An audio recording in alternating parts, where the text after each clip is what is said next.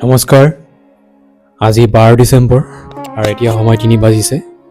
আজিৰ দিনটো নিম কাৰ্ডি বাবাৰ মই টেৰত গাইডেন্স লৈ আহিছোঁ। চ' আজিৰ দিনটো মই কাৰ্ড পিক কৰিছোঁ। অ'কে, আজিৰ দিনটো মই কাৰ্ড পাইছোঁ জাজমেণ্ট। কাৰ্ডে আজিৰ দিনটোত আপোনাক ক'ব বিচাৰিছে যে আজিৰ দিনটোত এটা ৱেক আপ কল, আজিৰ দিনটো ক্লেৰিটি, আপোনাৰ চেল্ফ ৰিয়েলাইজেশ্যন আৰু মষ্ট ইম্পৰ্টেণ্টলি ইনাৰ এৱেকেনিং হ'বলৈ কৈ আছে। আজিৰ দিনটোত বহুত দিনৰ কেঅছ কনফিউজনৰ পিছত ছাডেনলি আপুনি আণ্ডাৰষ্টেণ্ড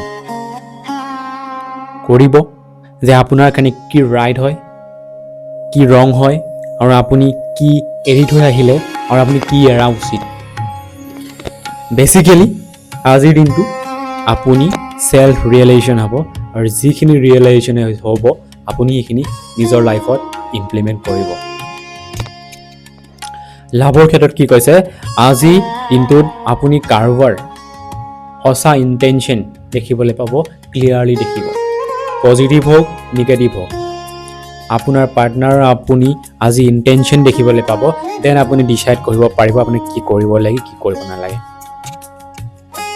যদি আপুনি কিবা এটা পাষ্ট প্ৰব্লেম এটাত ষ্টাক হৈ আছিলে ইম'চনেলি হওক বা এনি কাইণ্ড অফ, সেই পাথটো আজি আপোনাৰ কাৰণে ক্ল'জ হ'বলৈ গৈ আছে। আজিৰ দিনটোত আপুনি যিটো আপোনাৰ হায়াৰ ট্ৰুথ হয়, যিটো একচুৱেলি সঁচা হয়, সত্য হয়, আপুনি সেইটো ফ'ল' কৰিব। ইম'চনেল কনফিউজন আজিৰ দিনটোত আপোনাৰ হ'ব পাৰে, কিন্তু আপুনি সেইটোত ষ্টাক নহ'ব, মাত্ৰ আপুনি যিটো সত্য হয়, আপোনাৰ সঁচা পথ হয়, সেইটো চুজ কৰিব। জব আৰু এক্সামত কি কৈছে, আজিৰ দিনটো এটা ডাঙৰ ডিচিশ্যন বা ইভালুৱেশ্যন আপোনাৰ ওচৰলৈ আহিব। এনিহাও আপুনি যিমান কষ্ট কৰি আছে, যিমান হাৰ্ডৱৰ্ক কৰি আছে, সেইখিনি ন'টিচ ইউনিভাৰ্ছে কৰিব, আৰু আজিৰ দিনটোত আপোনাক এটা চাইন দিব।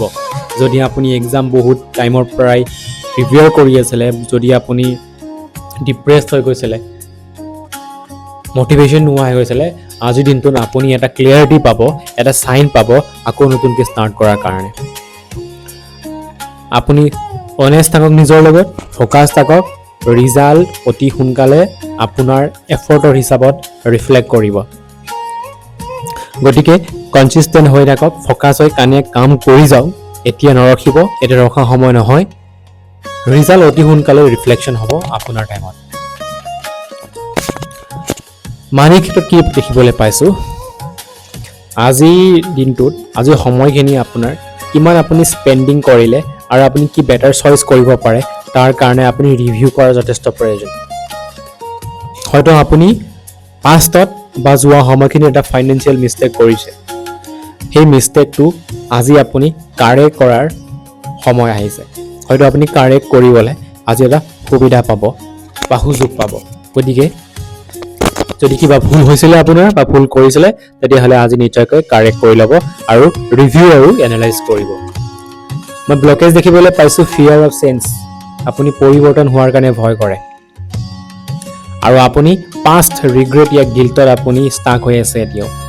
এই দুইখিনি বস্তু আপুনি অতি সোনকালে ক্লিয়াৰ কৰক, আৰু অহা বছৰটো আপোনাৰ কাৰণে যথেষ্ট ভাল যাব। আজিৰ দিনটোত আপুনি ৰিমেডি হিচাপে কি কৰিব পাৰে, নিজক ফৰগিভ কৰিব পাৰে।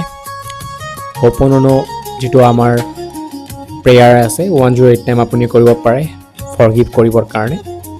আৰু আজিৰ দিনটো মই এঞ্জেল নাম্বাৰ পাইছোঁ 111। 111 কয় যে নিউ চেপ্টাৰ এটা বিগিনিং হ'ব গৈ আছে আপোনাৰ লাইফত। আপোনাৰ যিবিলাক থটছ আছে সেইবিলাক অতি সোনকালে মেনিফেষ্ট হৈ আছে। গতিকে মনত ৰাখিব, আপোনাৰ যিবিলাক থটছ আহে সেইবিলাক ৰিফাইন কৰিব। নিগেটিভ থট আহিলেও মেনিফেষ্ট হ'ব, পজিটিভ আহিলেও মেনিফেষ্ট হ'ব, আৰু মেনিফেষ্ট সোনকালে হৈ আছে। চ' ট্ৰাই কৰিব যাতে পজিটিভ চিন্তাধাৰা আপোনাৰ মাইণ্ডত আহে, ৰিফ্লেক্ট হয়।